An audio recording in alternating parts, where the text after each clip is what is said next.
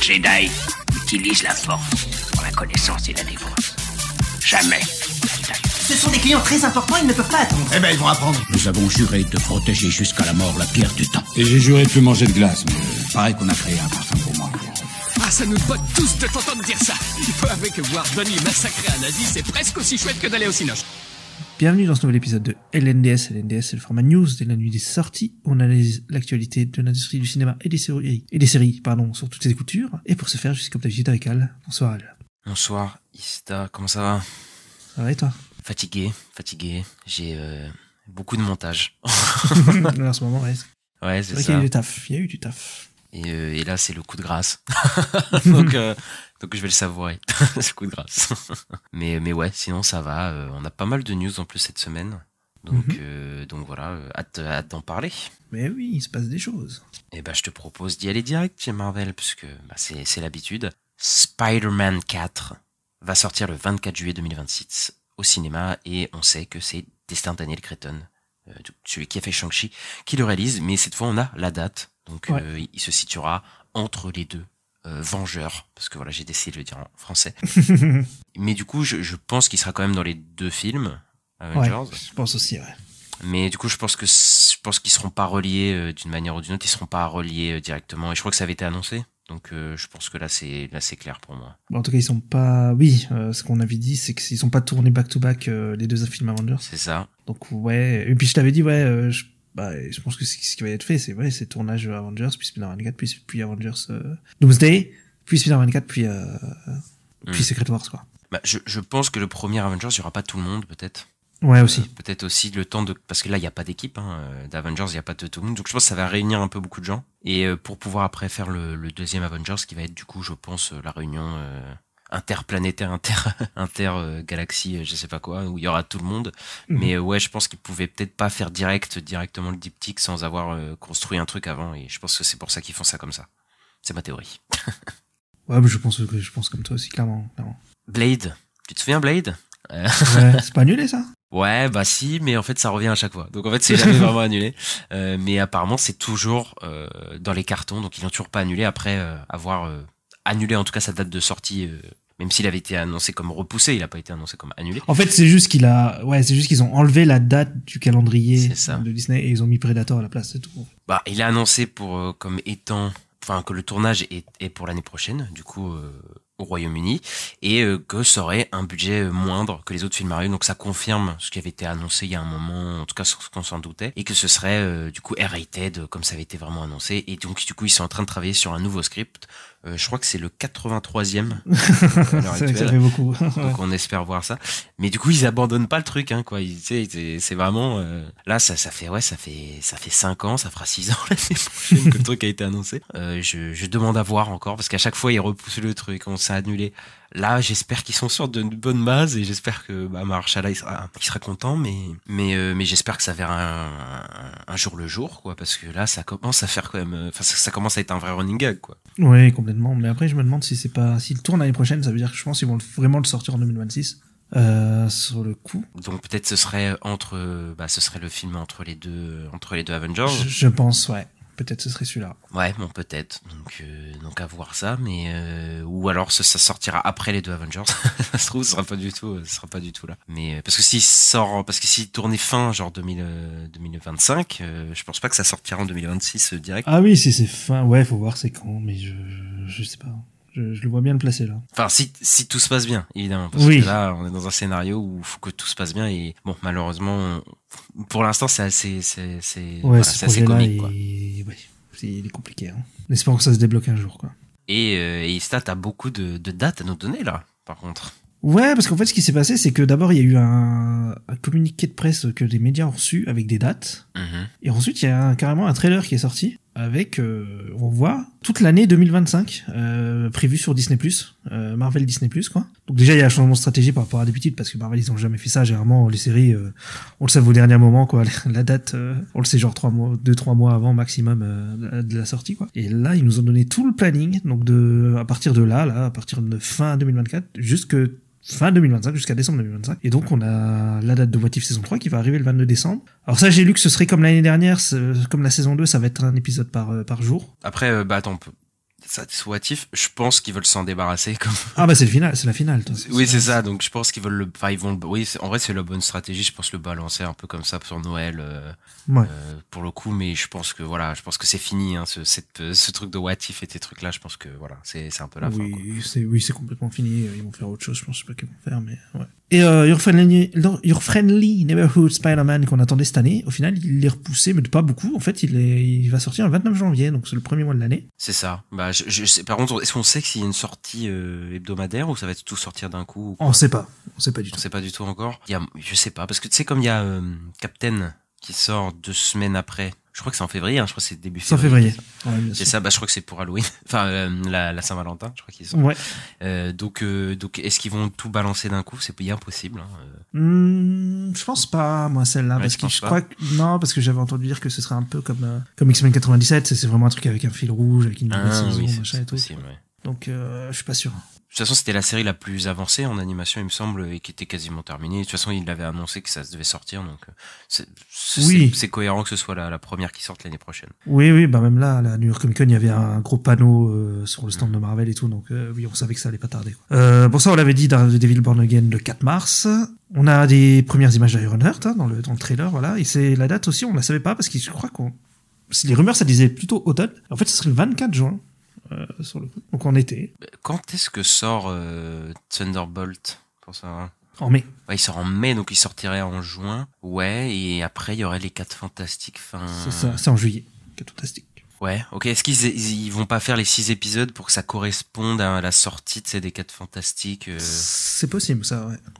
Il y a moyen qu'ils fassent ça. Il y a moyen même que tout le calendrier soit placé un peu comme ça pour qu'il y ait comme ça enchaîne, quoi. Ouais, ça enchaîne et qu'on ait toujours un programme Marvel dans l'année, quoi. En tout cas, il y a pratiquement tous les mois, il y a quelque chose là avec les dates qu'ils ont données. C'est ça, ouais. Je crois qu'il y a 2 mois où il n'y a pas de truc, je crois que c'est novembre et septembre. Mais sinon, tous les mois, il y a un projet qui sort. Et on a la date aussi de Eyes of Wakanda, donc le 6 août. Ça, ce sera 4 épisodes, donc ça, moi je pense que tout va sortir d'un coup. Eyes of Wakanda. Je pense aussi, ouais. Et on a enfin les nouvelles de Marvel Zombies, ça c'est un moment. Alors on n'a pas la date exacte, mais on a le mois, c'est octobre 2025. C'est combien d'épisodes Marvel Zombies? C'est 4 aussi. Ouais, mais là vers la fin de l'année, je pense qu'ils ont balancé les trucs. Ouais, il faut balancer quoi. Voilà, parce que je pense pas que ils vont faire un épisode par mois, enfin par semaine, ça me paraît fou quoi, sur ces séries là quoi. À part s'il dure 1 heure, mais bon après, je pense pas non plus. Ouais. Et Wonder Man en décembre 2025, donc ça y est, ils officialisent enfin Wonder Man. On a des premières images et tout. Ça a l'air d'avoir un ton un peu différent de d'habitude. Je sais pas, ça a l'air un peu comique. J'ai pas trop compris. Mais je sais pas si t'as vu la photo de Yahya Abdul-Mateen 2. Il y a des gens qui ont fait qui ont pris des images et qui ont mis The Weeknd à côté. Et c'est vrai qu'il ressemble à The Weeknd avec sa tenue rouge et tout là. C'est assez drôle. Ouais, je vois ce que tu veux dire. Bah ouais, bah voilà. Donc en tout cas, on a un sacré planning pour 2025 comparé à 2024. Bah oui, plus les films, parce qu'il y a 3 films. Il y avait 4 films, mais il y en a 3 maintenant. Il y a 3 films et tout. Je pense que la première partie de l'année, en tout cas, va être très chargée en Marvel, pour le coup là. Parce que là, je crois que ça va pas mal enchaîner entre Freddy. Il y a que le mois d'avril où il y a rien, mais ouais. Captain, Daredevil, on sait qu'il y a 9 épisodes, c'est ça? Ouais, donc ça va durer 2 mois en fait, au final, sur le coup. Ouais, bah je pense que ça va coïncider peut-être avec la sortie de enfin en tout cas ça va être vers là quoi, et après ils enchaînent Ironheart, les 4 Fantastiques, etc. Donc je pense que là où il y a Marvel, ils ont les 6 premiers mois ça va être chargé. Ouais, de fou. Ah, ça change de cette année, hein, sur le coup on a eu que 3 séries. Ça c'est vrai ça. On verra, mais moi le trailer il m'a bien chauffé. J'ai bien envie de voir tous ces projets. Voilà, je suis assez chaud. Et puis bon, le truc le plus attendu, comme pour moi, comme pour beaucoup de monde, c'est Daredevil, Daredevil Born Again. Oui, bah après clairement c'est le truc le plus alléchant. Ouais, voilà, ça donne. Parce que là c'est parce qu'ils ont beaucoup sorti des trucs, des cartons qui genre Ironheart, c'est dans les cartons depuis 2-3 ans. Ouais. Tu vois, fallait les sortir quoi. Et alors il y a une rumeur de Daniel RPK qui nous dit que un revival de la série d'animation Spider-Man des années 90 serait discuté en ce moment même chez Marvel Studios, un peu comme ils ont fait avec X-Men 97. Qu'est-ce que j'avais dit? Oui, bah oui. Je t'avais dit, le succès d'X-Men 97, ça va amener à ça. C'était sûr. Dans Spider-Man, oui. Après, je les vois pas faire les autres, mais Spider-Man, c'est leurs 2 plus connus, quoi, de cette époque-là. Après, il y a moyen qu'ils étendent le Animated Universe des années 90 et à faire des autres personnages. Oui, ils peuvent les mettre dans la série. Oui, mais tu sais, qui ont leur propre série. Ah, tu crois? Ah, ça ferait beaucoup. Attends, style années 90, style X-Men, tu vois, et style Spider-Man, tu vois. y a moyen qu'ils fassent un univers là. Moi je les vois bien partis pour faire ça, hein, ça se trouve. Hein. Je sais pas. Mais je pense que bon, d'abord on a X-Men d'abord et puis après on a Spider-Man. Ouais. Voilà quoi. Parce qu'ils avaient, celles qu'ils avaient fait à l'époque, les Hulk, les Iron Man et tout ça, a pas pris de ouf, donc je sais pas. Mais du coup on va se taper Spider-Man 80, je sais pas combien. Je sais pas si c'est fini la série. Ouais, bah déjà, sur le coup, on est quoi là octobre. On arrive en novembre. Bah dans 3 mois. Dans 3 mois, on a du Spider-Man. Hein. C'est ça. Et ça se trouve, on va en avoir dans What If aussi. Hein. Ouais, c'est ça. C'est tellement possible. Je sais pas si t'as vu dans le trailer de What If, mais il y a Blade. Ah, est-ce qu'il est doublé par Mahershala ou est-ce qu'il est doublé par Wesley Snipes? On sait pas justement, personne n'a l'info de s'il est doublé par Mahershala Ali. Par contre, c'est un Blade qui a les pouvoirs de Moon Knight. D'accord. Voilà. C'est What If quoi. Putain, dans cet univers, il y a déjà eu les Midnight Suns, ça se trouve. Alors que nous, on l'a pas du tout en live, quoi. Bon, bah écoute, on verra ça. Et on en parlera sûrement de pas mal de ces projets dans la nuit des sorties, de tous les cas. Yes. Et on va plus globalement rester chez Disney, mais on va aller chez Star Wars. On a des infos Star Wars et on a des infos plus ou moins réjouissantes. Et Star, j'ai peut-être commencé par l'info peut-être la moins réjouissante. Steven Knight, celui qui a fait Peaky Blinders, en tout cas qui a écrit beaucoup d'épisodes de Peaky Blinders, n'écrit plus le film Rey, de Star Wars de Rey, et qui devait du coup sortir en décembre 2026. Et bah je pense que ça va pas être le cas. En tout cas, on pense que ça va plus être le cas. Et on avait déjà eu des rumeurs que le film, en tout cas, il y avait eu des problèmes, en tout cas pour le script, etc. Là, c'est confirmé, Steven Knight n'est plus du tout dessus, donc ils vont sûrement réécrire un script ou le film va tout simplement être annulé. Hein. Mais alors que c'était le premier qui devait sortir à la base, donc ouais, je pense qu'il y a eu pas mal de chamboulements de plans à ce niveau-là. Qu'est-ce que t'en penses un peu de tout ça?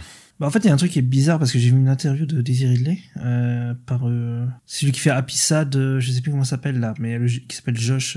C'est le mec qui avait fait le host sur Creature Commando. Oui, t'inquiète, je vois très bien. Il fait beaucoup d'interviews. Et elle dit qu'elle a lu un script et tout, elle. Tu vois? Ouais, mais je pense qu'il a écrit un script, Steven Knight, mais je pense que le script, il a pas été, je pense qu'il a pas été approuvé, moi. Non, moi, je me dis que peut-être parce qu'elle a dit que, quand l'interview, elle dit que ça fait pas longtemps, quoi. Et donc, je pense que peut-être, en fait, ça fait peut-être un moment déjà qu'il est parti. Tu sais, des fois, on a les infos. Oui, retard, c'est possible, hein. Et qu'il y a peut-être déjà quelqu'un d'autre dessus. Et que Okay. ça bouge, en fait. Mais, en tout cas, ce sera pas le prochain, comme on pensait, ce sera pas le premier, quoi. Je pense pas que ça va être annulé. Je sais pas, mais en tout cas pour l'instant c'est un peu mis en pause en tout cas, et bah je pense que ce sera pas le prochain qui va sortir, mais peut-être que le prochain qui va sortir c'est le film de James Mangold, puisque James Mangold lui-même a confirmé qu'il pourrait commencer à shooter donc le tournage de l'année prochaine, donc en 2025 pour son film qui se passe 25 000 ans avant les événements de la Skywalker saga, et qui devrait revenir sur les origines de la Force, et que peut-être le projet qui est enfin moi en tout cas qui m'intéressait le plus, mais je pense aussi un peu que les gens étaient un peu le plus curieux, surtout que James Mangold, enfin moi j'aime plutôt bien son travail, enfin souvent, donc voilà, et là je suis plutôt content, mais du coup le film pourrait peut-être prendre la place du film Star Wars de Rey, quoi, en 2026. Il y a fort moyen, quoi. Il y a de fortes chances, ouais, effectivement, que ce soit qu'on ait des films Star Wars. Celui-là, c'est celui de décembre. Mais c'est vrai que c'est étonnant parce que nous on se disait ouais, James Mangold il va faire ça dans je sais pas combien de temps. Ouais. T'es en mode ouais, il a du DC à faire, du machin. Puis au final, bah non, ça va être son prochain film qui va tourner, quoi. Donc ouais, donc voilà, mais lui il enchaîne. Enfin, il enchaîne, ouais, James Mangold. Bah après, c'est pas un scénariste, je crois, donc c'est un réalisateur, du coup, tu sais, il a le temps de plus d'enchaîner et tout, de faire ça. Mais oui, c'est vrai que, ouais, moi, c'est le projet qui m'allèche le plus. Enfin, m'allèche le plus, c'est bizarre comme expression. mais ouais, moi, je serais chaud pour le voir assez rapidement aussi. Il y a eu une interview de Steve Asbell qui est le PDG de 20th Century Studios. Et donc, le journaliste de The Hollywood Reporter, il lui a demandé plein de précisions sur plein de franchises. Et donc, il lui a demandé, par exemple, est-ce qu'il va y avoir une suite à Alien Romulus? Et il a dit, bah oui. Il y a une suite à Alien Romulus avec le retour de Kelly Spacey, de David Johnson, voilà, qui devrait revenir, donc qui sont les survivants du premier film. Spoiler. Ouais, après vu qu'ils annoncent leur retour, c'est que les gens, bon voilà, c'est dans le spoil, mais ça me surprend qu'à moitié.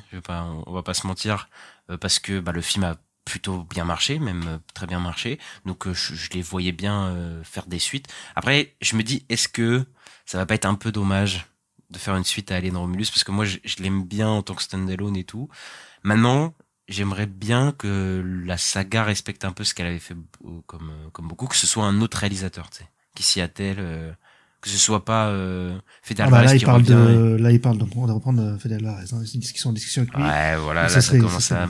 Là, tu vois, ça me chiffonne un peu, parce que moi, j'ai beaucoup aimé Alien Romulus, mais comme je l'avais dit dans notre critique, vous pouvez aller l'écouter, ça marche bien quand c'est un film dessus, parce que s'ils font une suite, ça va être la même chose. Enfin, je sens le truc, la redondance venir, donc bon, je sais pas. Je sais pas si c'est une bonne idée. Moi, j'aurais aimé qu'ils fassent d'autres films dans l'univers d'Alien, peut-être. Ouais. Mais pas forcément avec ces personnages, quoi. Ah oui, ok, d'accord. Okay. Ouais, non, là, peut-être que ça va partir après sur une trilogie ou je sais pas quoi, mais... Ouais, bon, voilà, tu vois, là, ça me saoule. ça pourrait, quoi. Mais bon, après, Alien a eu des suites, c'était chouette. Après, Prometheus et Covenant, c'est le même réel, par contre. Oui, c'est vrai. Après, il explorait autre chose, quoi. Il allait ailleurs. Vrai. Là, je sais pas, mais il y a peut-être, ils essayent peut-être de faire de Kylie Spenny la nouvelle un peu Ridley, ouais. Oui, Ripley. Ripley, pardon. Ridley, il est plus là. Non. Mais ouais, écoute, j'irai voir le film, mais j'ai peur d'être déçu, malheureusement. Ensuite, ils lui ont demandé, Predator, là, sur le coup, il y a un nouveau et tout. Bah, il a dit oui, il y a Badlands, mais il y en a un autre aussi. Et le journaliste, il dit quoi? Comment ça?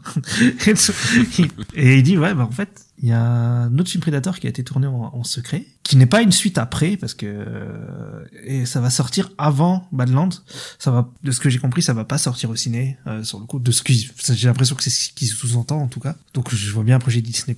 Alors, soi-disant, ça, c'est pas lui qui le dit dans l'interview, mais, les rumeurs disent que ce serait, une anthologie, en animation. Et que le film va suivre 3 histoires de prédateurs qui se battent contre des guerriers dans différentes aires, potentiellement incluant des samouraïs et des pirates. Ouais, bah après ça sent le truc Disney+, plutôt, parce qu'une anthologie de 3 histoires d'animation au cinéma et tout, je les vois bien rester sur en streaming. Mais du coup, si c'est Dan Trachtenberg, je crois qu'il est derrière un peu aussi celui-là aussi. Oui, il fait les deux, ouais. Ouais, donc lui, il est vraiment à fond dans l'univers Predator, là. C'est vraiment son dada. C'est bon.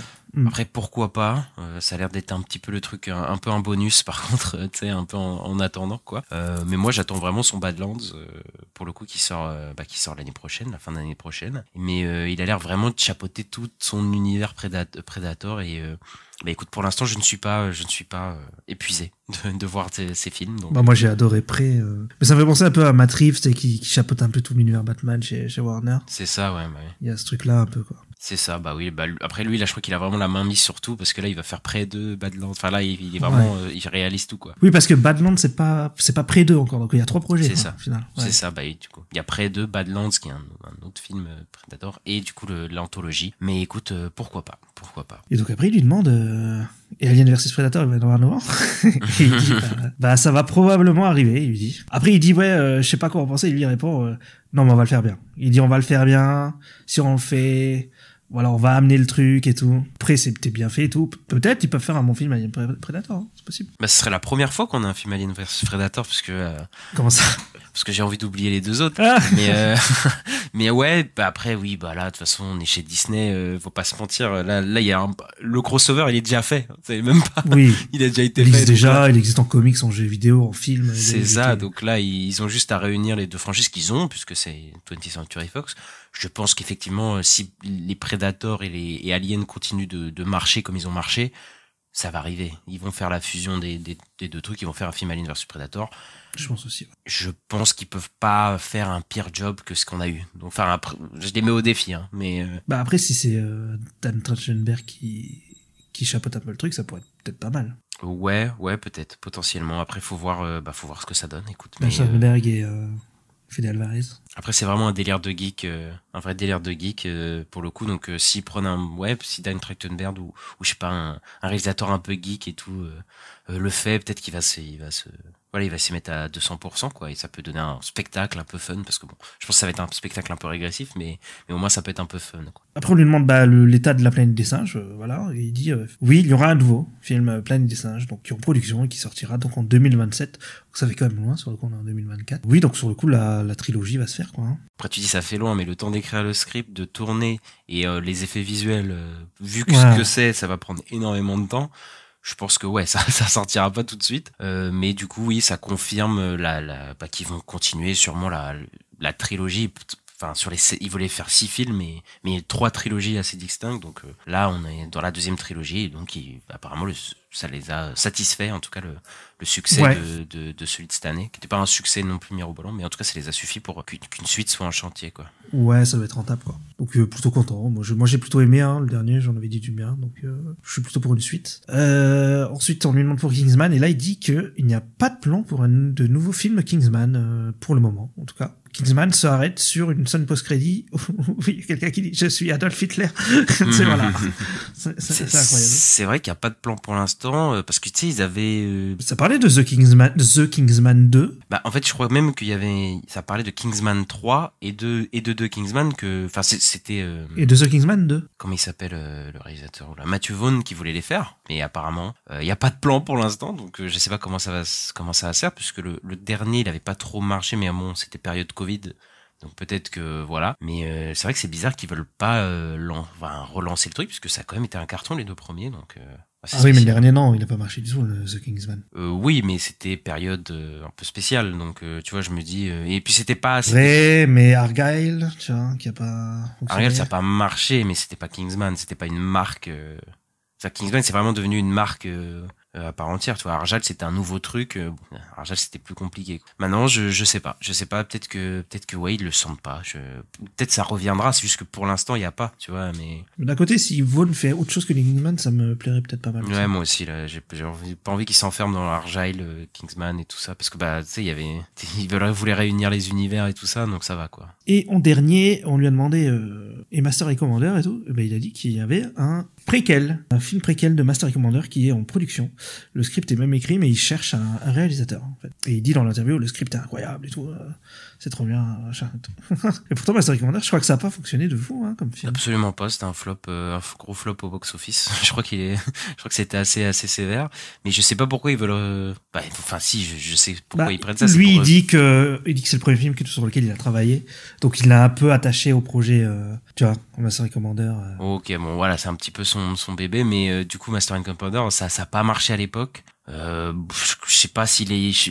Je pense même pas que c'est un film un peu culte non plus, donc je sais pas pourquoi ils veulent revitaliser. Je pense juste que c'est un peu un délire du gars pour le coup, parce que je vois pas du tout ça marcher vraiment, même maintenant, donc assez spécial. Je crois que c'est des livres à la base. C'est possible, mais en plus faire un préquel au film et tout, genre c'est très spécial comme info, mais je pense pas du tout que c'est une bonne idée vu que le premier a floppé. Je vois pas comment celui-là peut marcher, quoi. Ouais, au Gladiator 2, on peut encore, même si c'est bizarre, on peut encore comprendre parce que le premier. Au moins, ça a été un carton, quoi. Tu vois. Voilà, c'était un énorme succès, mais là, je prends Gladiator parce qu'en plus c'était Russell Crowe, donc ça va ensemble. Ça marche.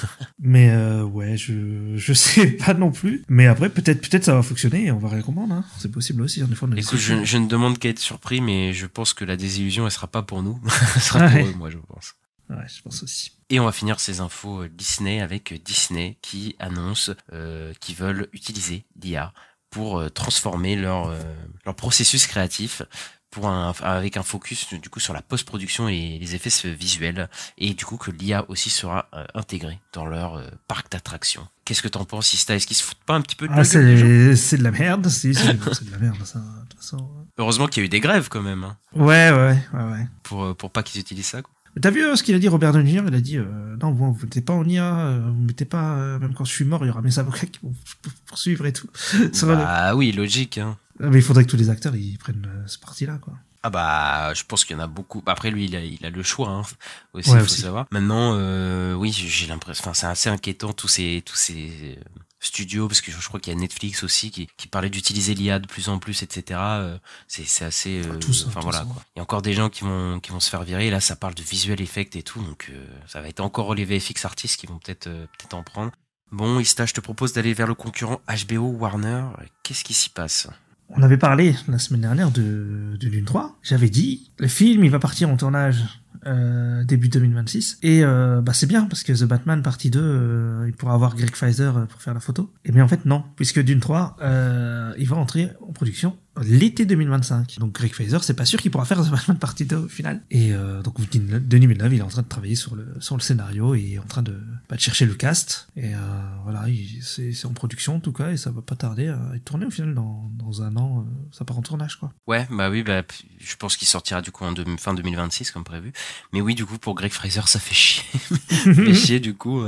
Après, est-ce que The Batman ne va pas rentrer ce serait bien qu'il rentre en production assez rapidement. En début d'année prochaine, ça serait bien. Ouais. Mais bon, on sait pas où il en est l'autre. Donc, donc bon, c'est assez compliqué, quoi, pour le coup. Mais au moins, Dune 3 arrive très très rapidement. Donc voilà, c'est sur des bonnes rails et bon, on en a déjà parlé pas mal de Dune 3, mais voilà, quoi. On a une info, Warner, c'est que Warner a acquis les droits du livre de Emerald Fennell, Les Odes Hurlevent en français, donc qu'on avait annoncé avec Jacob Elordi et Margot Robbie dans le rôle titre, avec Margot Robbie qui produit, je crois. Et on a appris que Netflix avait fait une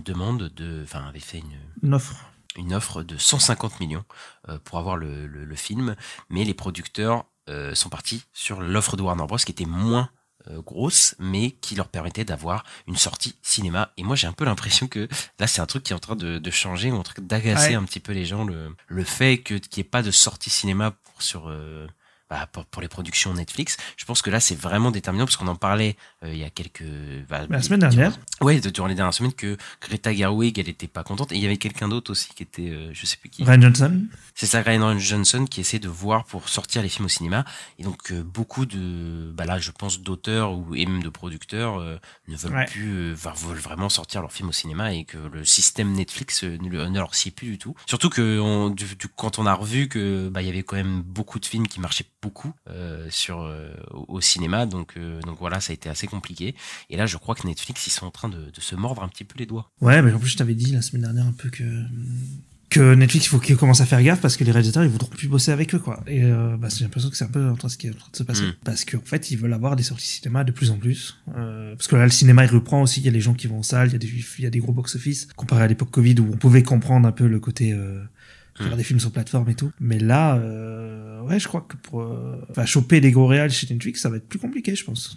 Ouais, ou alors peut-être que Netflix va changer de stratégiste, puisque peut-être apparemment aussi. Greta Gerwig peut-être fera changer la donne. Ouais, parce que Greta Gerwig elle est en discussion avec IMAX pour sortir son film Narnia sur 2000 écrans avant que le film sorte sur Netflix. C'est ça, parce qu'elle était très vocale sur le fait qu'elle voulait que le film sorte au ciné. Est-ce qu'elle va avoir gain de cause pour que le film arrive au cinéma? Je pense que ça va être compliqué, toute cette histoire, mais je pense que ça va être déterminant, je pense, pour l'avenir de la production Netflix, de comment ils vont faire les films, etc.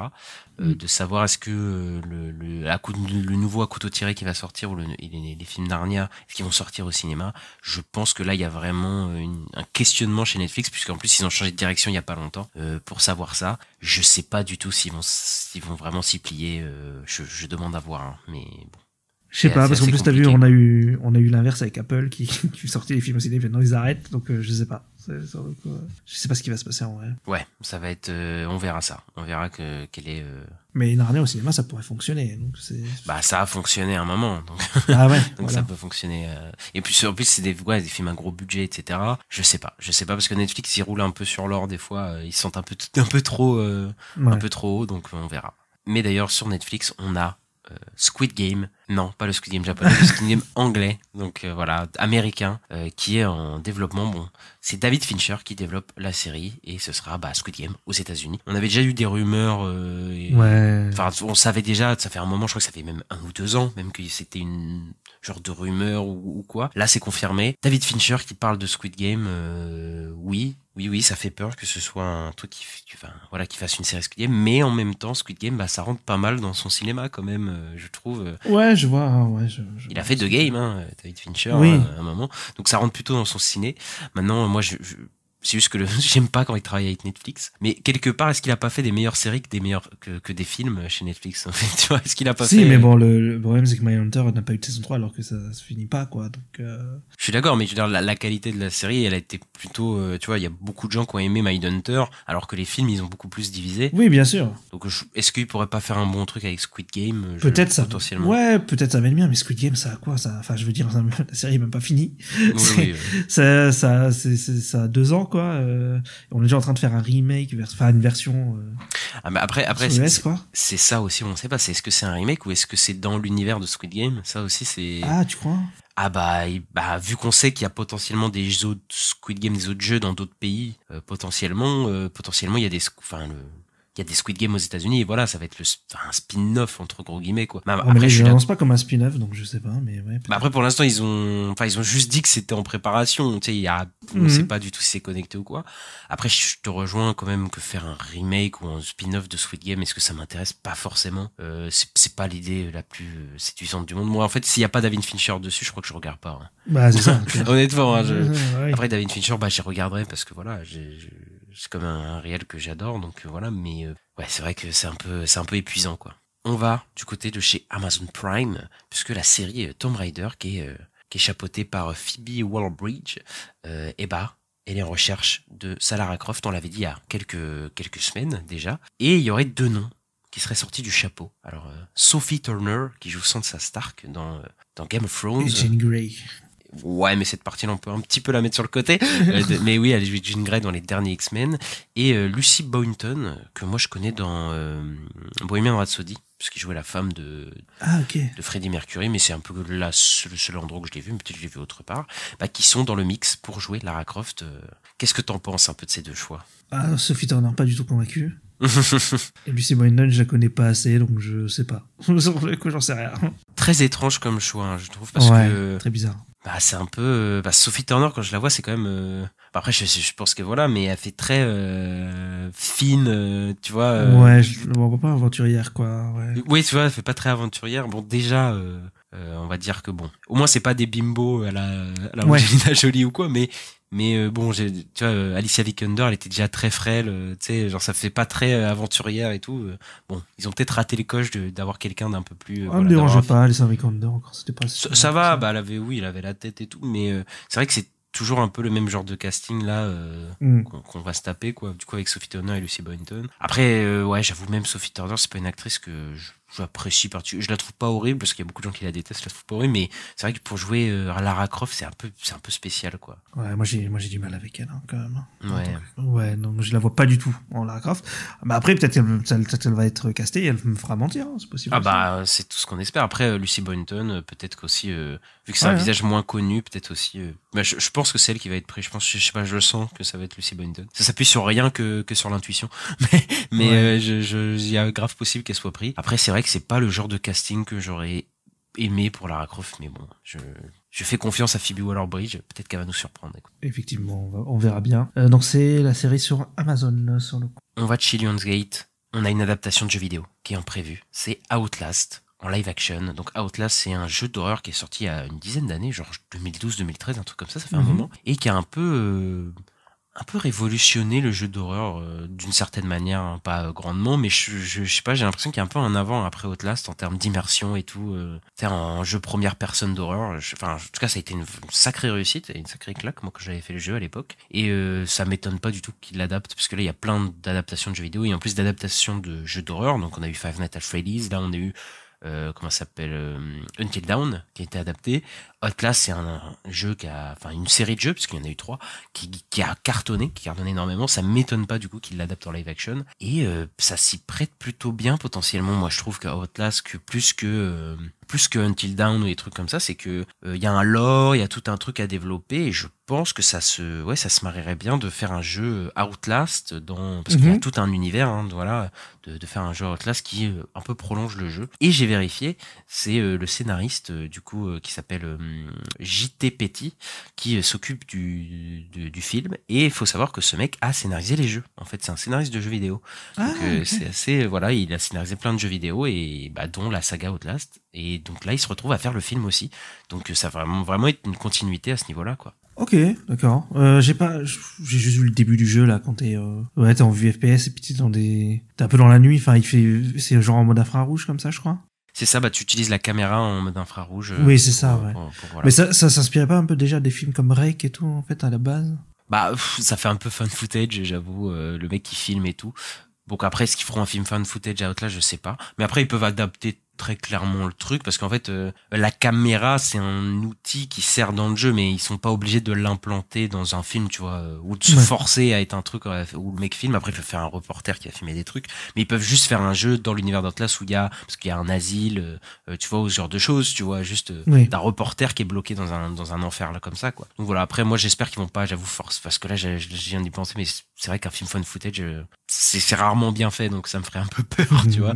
Donc, mais un jeu d'ambiance Outlast, moi, je suis vraiment pris. Enfin, vraiment, je serais partant, quoi. Ok, d'accord. À voir, mais oui, ça peut faire un projet sympa, ouais. Et je pense que ce sera pas à gros budget, en tout cas. Non, bah, de toute façon, comme tous les trucs d'horreur, de toute façon, non, ce sera un petit truc, je pense. Et, on va parler d'horreur encore, mais l'autre horreur, le côté comédie de l'horreur, hein, parce qu'avec Scary Movie, le reboot, hein, on avait parlé quand il avait annoncé, sur le coup, et là, on a la team qui va s'en occuper. Eh bien, c'est la même équipe que Scary Movie 1 et 2. C'est les frères Wayans. Donc, Kenin Ivory Wayans, donc à la réalisation, et Sean Wayans et Marion Wayans à l'écriture, et qui vont sûrement aussi jouer dedans, hein, comme dans les deux premiers. C'était vraiment ça l'équipe de base des deux premiers films. Voilà, le film il va commencer à tourner l'année prochaine et ça va sortir au cinéma. Donc c'est le retour de Scary Movie en mode grande pompe, parce que bon, le 5 personne l'a vu. C'est un télé de merde, je crois. Il y a plus personne du casting de base. Voilà, mais peut-être on va revoir Anna Faris et Regina Hall qui vont revenir, peut-être. Peut-être, ce serait sympa quand même. Mais il y en a qui disent que ce serait marrant de faire venir Melissa Barrera. Ouais, oui, elle en a parlé parce que je crois que c'est elle même qui a dit. Qui a dit qu'elle aimait bien, mais ça serait hyper drôle vu qu'elle s'est fait virer du prochain Scream. Mais bon, est-ce que je suis partant? Oui et non, parce que j'aime pas raviver des trucs comme ça. En plus, c'est des parodies des années 2000 pour le ramener. Mais est-ce que Scary Movie pourrait pas parodier parce que là, il y a quand même une dizaine d'années de films d'horreur qui est passé par là. Est-ce qu'ils vont pas parodier les nouveaux films d'horreur qu'il y a eu ces 10 dernières années? Ça pourrait être très drôle parce que ils peuvent bien parodier le truc, parce que le Scary Movie 1, c'est le meilleur des Scary Movie, je pense, assez facilement. En tout cas, c'était le plus frais. Est-ce que ce sera frais? Bon, c'est un Scary Movie, donc je pense pas. Mais moi, je suis assez client du comique et de l'humour des Wayans. Voilà. Moi, j'aime bien Fausse Blonde Infiltrée, voilà. Mais moi, j'aime bien aussi. J'aime bien Spoof Movie et tout. Moi, ça me fait rire. Hein. Tu vois, donc. Me fait beaucoup rire aussi. D'ailleurs, on a beaucoup qui trouvent que oui, les deux premiers des Wayans, c'est les meilleurs. À partir du 3, ça se pète un peu la gueule. Bah après c'est con, mais c'est un peu la franchisation, c'est qu'en mode on va étirer le truc jusqu'à essorer le truc, parce que les Wayans, parce que moi j'avais vraiment l'impression qu'ils avaient ils avaient compris certains films d'horreur et vraiment les parodier d'une manière qui était assez drôle. Bah, je pense que c'était des gros fans aussi de films d'horreur. C'est ça, côté, tu vois. complètement, quoi. Mais là, ce qui peut être intéressant, c'est qu'il peut faire un peu un commentaire sur les Lévités d'horreur. Parce qu'il y a eu tous les films, les Midsommar, Alors, un commentaire, ça reste de la parodie. Oui, mais tu vois. Mais est-ce que Scary Movie, du coup, 6 pourrait pas être un meilleur Scream que les derniers Scream? Bah, c'est ce que je me demandais aussi. Ce serait très drôle, ça. Mais ouais, de toute façon, c'est ça qui est à parodier, hein, ces trucs-là, mais faire de la parodie, ces trucs-là. Je sais pas comment ils vont faire. Ce qu'on a eu là, dans les années 10, c'est l'arrivée de l'événement d'horreur, quoi. C'est ça, oui, mais parodier des Midsommar et trucs comme ça peut être très très drôle. Je sais pas comment ils vont faire. Hein. Moi, c'est sûr, il y aura Midsommar, c'est sûr. Ouais, il y a moyen, ça peut être assez drôle. Est-ce qu'il y aurait pas Terrifier aussi, là, parce que là, si, je pense aussi, il y aura tous les gros trucs, là, qui ont fait parler, il y aura. Mais après, Scary Movie, il me semble, ils prennent Scream dans le premier. Et après, il y a quand même un film de base qui parodie, et après, ils rajoutent plein de trucs à la con, il y a même du Matrix et tout. Donc.